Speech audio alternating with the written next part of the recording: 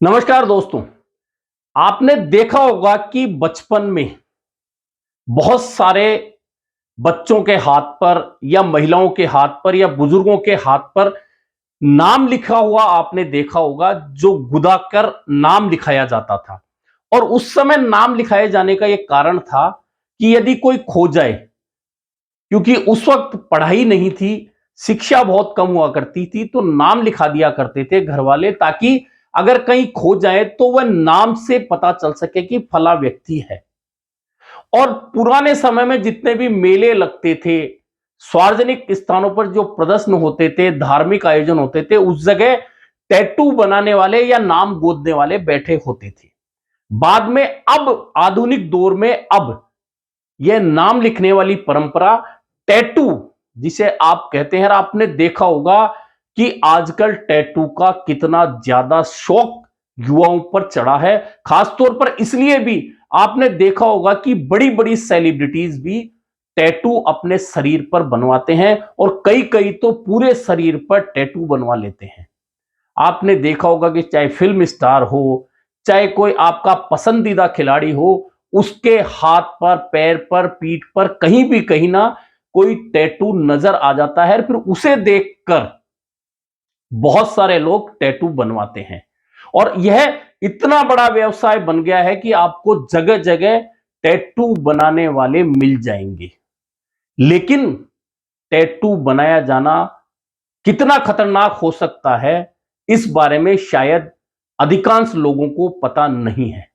हालांकि अमेरिका में एक रिसर्च के बाद बताया गया था कि इसमें जो शाही काम में ली जाती है टैटू के लिए, उसमें बहुत सारे ऐसे खतरनाक केमिकल होते हैं जो धीरे धीरे आपके शरीर में घुलने लगते हैं। जो टैटू बनवाता है वह आपको कई रोग पैदा कर जाते हैं आपके शरीर में। अब हिंदुस्तान में भी यह चलन बहुत तेजी के साथ बढ़ा है, और पिछले दिनों कर्नाटक में सरकार ने कुछ दवाओं के सैंपल जांचे, बहुत सारी दुकानों की जांच की, और उसी दौरान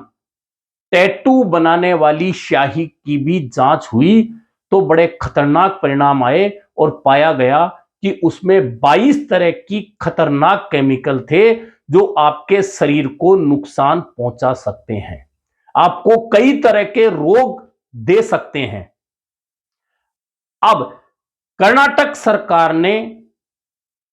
नेशनल ड्रग कंट्रोलर को पत्र लिखने की तैयारी कर ली है। कहा है कि अभी तक जो टैटू बनाने वाले जितने भी पार्लर हैं,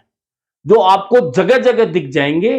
उन पार्लरों का अभी तक कोई मानक तय नहीं है, उनके लिए कोई लाइसेंस प्रक्रिया नहीं है, उनके लिए कोई नियम कायदे नहीं बने हुए हैं। और जो शाही काम ली जाती है उसमें क्या क्या पदार्थ, केमिकल मिलाए जाते हैं, इस बारे में भी आम लोगों को कोई जानकारी नहीं दी जा सकती। ऐसे में अब नेशनल ड्रग कंट्रोलर को कर्नाटक सरकार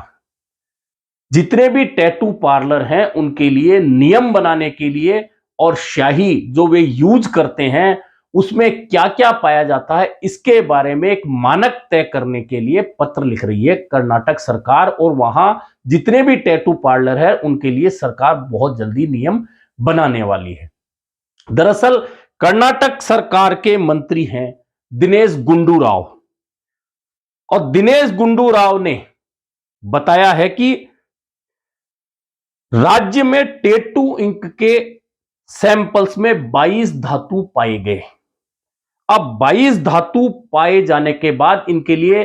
गाइडलाइन तैयार करने, रेगुलेशन के लिए पत्र लिखेंगे हम, क्योंकि अभी तक इनके नियम कायदे नहीं हैं, और इनके अंदर जो केमिकल पाए जाते हैं, आप खुद इन केमिकल को कहीं तलाश लीजिए और इनके बारे में जानकारी ले लीजिए कि ये शरीर में कितना नुकसान पहुंचा सकते हैं। इनमें सेलेनियम, आपने अभी 2-4 दिन पहले ही सुना होगा कि गेहूं के अंदर सेलेनियम की मात्रा ज्यादा पाए जाने के कारण लोग गंजे हो रहे हैं, उनके बाल उड़ रहे हैं, यानी कि वह सेलेनियम उस स्याही में पाया गया है। इसके अलावा क्रोमियम एक खतरनाक केमिकल है, प्लेटिनम, आर्सेनिक, तांबा, पारा, ये तमाम इस तरह की 22 धातुएं उस स्याही में पाई गई हैं जो टैटू बनाने के इस्तेमाल होती है। अब आप समझ सकते हैं कि जिस सेलेनियम की मात्रा अगर गेहूं में ज्यादा होने से और उस गेहूं को खाने से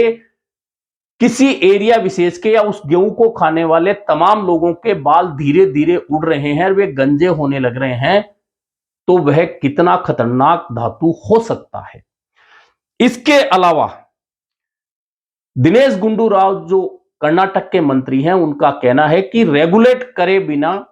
इन पार्लर्स को चलाया जाना ठीक नहीं है, क्योंकि ड्रग्स और कॉस्मेटिक अधिनियम में भी अभी तक ऐसा कोई नियम नहीं है कि इन पार्लरों पर नियम लागू किया जा सके। ऐसे में ड्रग कंट्रोलर को हम पत्र लिखेंगे। इसके अलावा टैटू की स्याही में जो केमिकल होते हैं, इन जो मैंने 4-5 बताए, उसके अलावा और जो केमिकल होते हैं उससे कार्सिनोजेन और एलर्जी पैदा करने वाले तत्व हैं जो आपके शरीर में कहीं भी एलर्जी पैदा कर सकते हैं, खासतौर पर त्वचा की एलर्जी। कार्सिनोजेन जो है उसमें फॉर्मेल्डिहाइड और कार्सिनोजेन जो त्वचा में डर्मेटाइटिस का कारण बनते हैं। इसके अलावा एलर्जी पैदा करने वाले जो तत्व हैं वे निकेल, क्रोमियम, कोबाल्ट, वे भी टैटू वाली स्याही में मिल रहे हैं। प्रोपिलीन ग्लाइकोन एक संभावित एलर्जिक केमिकल है जो भी उस स्याही में मिल रहा है। हालांकि बहुत सारे लोग कहते हैं कि क्या टैटू बनवाने से कैंसर हो सकता है। डॉक्टर इस बारे में स्पष्ट रूप से कुछ नहीं कहते, और लेकिन एक तत्व वे बताते हैं कि एक तत्व ऐसा है जो बहुत सारी स्याही में पाया जाता है, उससे चांस हो सकता है कि आपको कैंसर हो जाए अगर आप टैटू बनवाते हैं। हालांकि अभी तक इस तरह के कोई मामले सामने नहीं आए कि सिर्फ टैटू बनाने से किसी को कैंसर हुआ हो, लेकिन एलर्जी और त्वचा रोग होने के मामले पाए गए हैं। और आपके आसपास भी बहुत सारे लोग, आपने देखा होगा कि जब वे टैटू बनाकर आते हैं तो आप देखिएगा कि त्वचा का वह उनका जो हिस्सा होता है वह पूरा सूज जाता है 2-3 दिन तक, और बहुत सारे लोगों की तो वह त्वचा का वह हिस्सा खराब भी हो जाता है। कुछ लोगों की त्वचा ठीक हो जाती है टैटू बनवाने के बाद भी। यानी कि अब कर्नाटक सरकार हिंदुस्तान में पहली ऐसी सरकार है जो रूल्स और रेगुलेशन बनाना चाह रही है टैटू पार्लर्स के लिए, क्योंकि दवाओं की जांच के समय अगर उस स्याही में 22 केमिकल कर्नाटक की सरकार को पाए गए हैं, वे 22 केमिकल वे हैं जो शरीर के लिए कहीं ना कहीं रोग पैदा करने वाले हैं। ऐसे में अब जब सेंट्रल ड्रग कंट्रोलर को कर्नाटक सरकार पत्र लिखकर रूल्स और रेगुलेशन बनाने की बात कर रही है, तो हो सकता है कि आने वाले दिनों में केंद्र सरकार भी इस बारे में सचेत हो और जो टैटू पार्लर है उनके लिए नियम कायदे तय हो जाएं, और यह भी तय हो जाए कि स्याही जो बनती है उसमें किस धातु की कितनी मात्रा मिलाई जाए जिससे वह किसी को नुकसान नहीं पहुंचा पाए, क्योंकि अभी तक असीमित मात्रा जो पाई गई है जांच में, सैंपल में, वह शरीर के लिए निश्चित तौर पर खतरनाक है। ऐसे में आने वाले दिनों में जो लोग टैटू बनाने के शौकीन हैं वे भी संभलें, कुछ सावधान हो जाएं, और वे भी टैटू पार्लर जब टैटू बनवाने जाएं तो कम से कम यह जानकारी जरूर ले लें कि कौन सी स्याही यूज हो रही है, उसमें कितनी मात्रा में कौन सी धातु मिली हुई है, और क्या वह धातु उनके शरीर के लिए खतरनाक तो नहीं है, रोग तो उनके शरीर को वह धातु नहीं दे देगी। कुल मिलाकर कर्नाटक सरकार की यह पहल ऐसे समय में अच्छी है जब युवाओं में टैटू बनाने का क्रेज लगातार बढ़ रहा है, और आप देखते होंगे कि युवा लगातार, किसी भी युवा देख लीजिए, उनके चेहरों पर,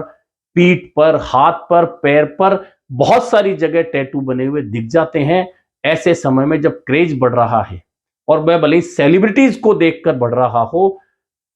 वह क्रेज तो भले ही बना रहे, लेकिन उसमें जो खतरनाक केमिकल पाए जा रहे हैं, धातु पाई जा रही है, उनके लिए मानक बनाया जाना भी जरूरी है। और कर्नाटक सरकार की यह पहल निश्चित तौर पर स्वागत योग्य है।